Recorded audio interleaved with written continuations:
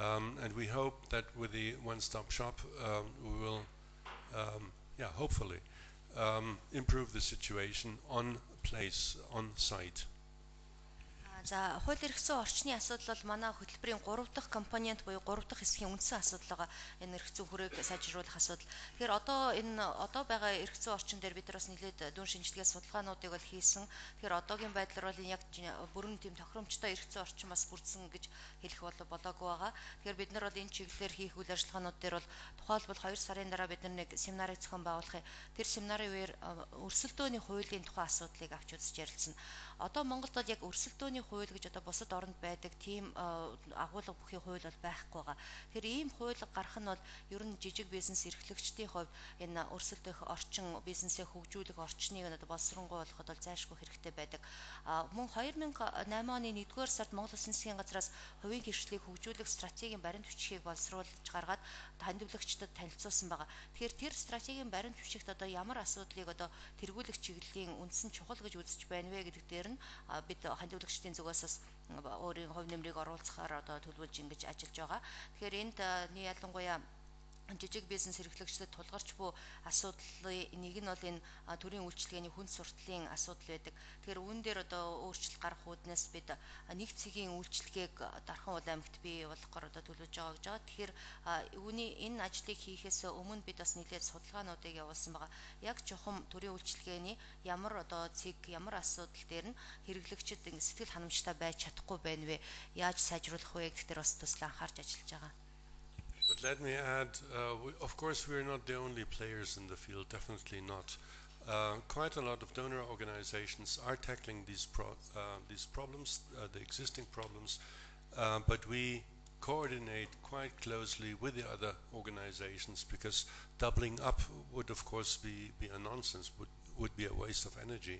So we do that I would say, in a quite good coordinated way. Тэгэхээр энэ бүх бизнесийн салбарт тулгарч буй асуудлуудыг одоо ганц манай Германы техникийн хамтын ажиллагааны нийгэмлэг бол шийдвэрлэх болцоо байхгүй. Тэгэхээр энэ чиглэлээр үйл ажиллагаа явуулж буй олон хандивлагч байгууллагуудын төсөл хөтөлбөрүүд бас байгаа. Тэгэхээр бид юуны өмнө эдгээр байгууллагууд хоорондоо бас уялдаа холбоотой хамтарч ажиллах, мөн одоо аль нэг асуудал дээр давхсаж одоо хөрөнгө нөөц болцоогоо одоо тарамдуулахгүй байх тал дээр нь бол бид нар анхаарч ингэж хамтын ажиллагааны хүрээнд орж ажиллаж байгаа юм.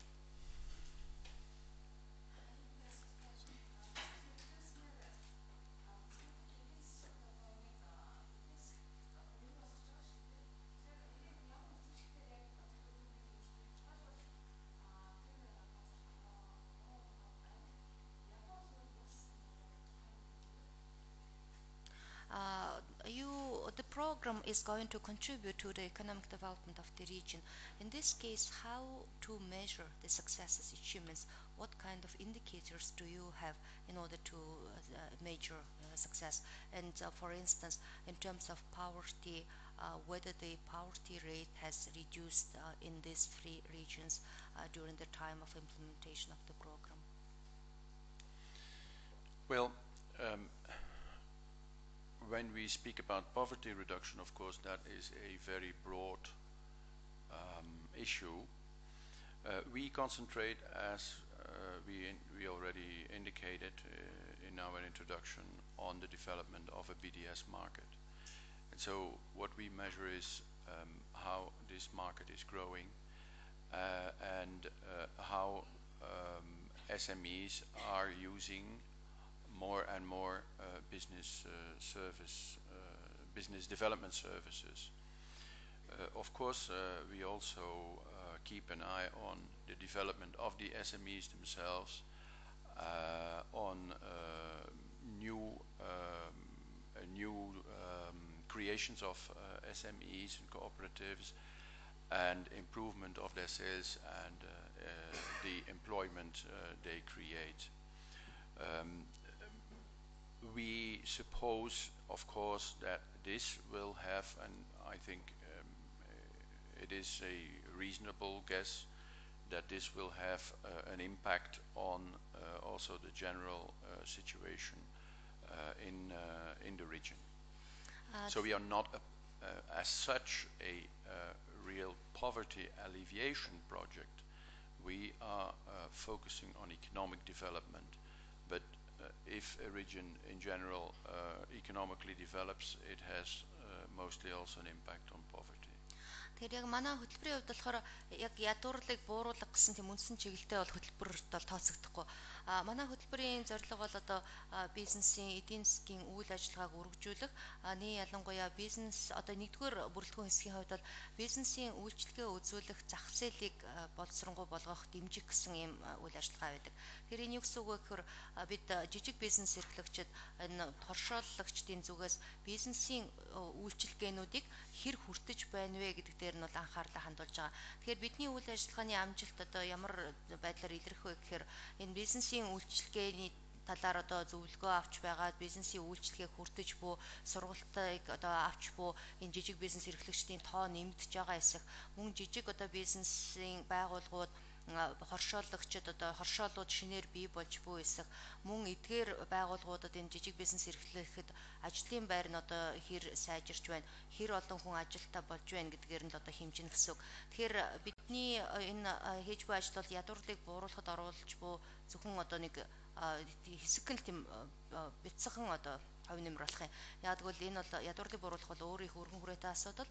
Тэгэхээр ядуурлыг бууруулахад эдийн засгийн хөгжлийг одоо хангах талаар л одоо бид нар ажиллах боломжтой байгаа юм. Sorry. Let me add just one thing. A project like building a house would be a project with tangible results. You see when there's the first floor and the second floor and the third floor. A program like ours that essentially focuses on training, on consulting, on advice has a lot of effects, but they are indirect. So it's not that easy really to measure them.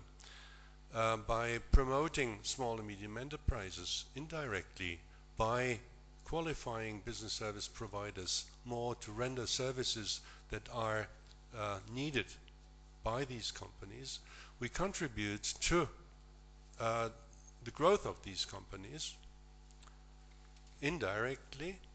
And of course we are having a difficulty saying that, I don't know, so and so many new jobs have been created due to our advice. So the real tangible results are very, very difficult to measure. But the general, the general measurements, whether in a region the economic development is going on, definitely has to do with an impact by our program. Манай төслийн хувьд болохоор хэрвээ одоо нэг барилга байшин барьдаг төслөөсөн бол одоо нэгдүгээр давхар нь баригдлаа, хоёрдугаар давхар баригдлаа гэж яг ингээд нүдэнд харагдахуйцаар бол үр дүн харагдчихна. Гэтэл манай төслийн хувьд болохоор энэ бизнесийн хөгжлийн үйлчлэгийг дэмжих гэдэг асуудал маань одоо бизнесийн чиглэлээр зөвлөгөө өгөх үйл ажиллагааг дэмжиж जैन, сургалтуудыг дэмжиж जैन. Тэгэхээр үүний шууд үр дүнг бол дүгнэж нүдээр харах бол тийм болцоо бас их хомс байгаа. Тэгэхээр энэ бол шууд бус үр дүн гаргах чиглэлийн үйл ажиллагаа. Энд бид одоо бизнесийн үйлчлэгээ үзүүлж буй байгууллагуудынхаа чадварыг нэмэгдүүлснээр тэр байгууллагуудын тоо нь орших, мөн энэ бизнесийн үйлчлэгийг нь хүртэх сонирхолтой одоо захиалгаа өгч бизнесийн зөвлөгөө авч буй тэр компаниудын одоо жижиг компаниудын тоо орших зэрэгээр бол мэдээж харж болно. Гэхдээ ажлын байруудаа нэмэгдсэн байдал дээр бол бид шууд манай энэ бизнесийн зөвлөгөөний үр шимээр ийм боллоо гэж бол хэлэх бас болцоогүй байх л да. Тэгэхээр ерөнхийдөө тухайн одоо төслийн үйл ажиллагаа явагдаж буй газар нутгуудад бизнесийн хөгжлийн тал дээр одоо ахис дэвшил байна уу гэдгээр л одоо ажиллаа хэмжих.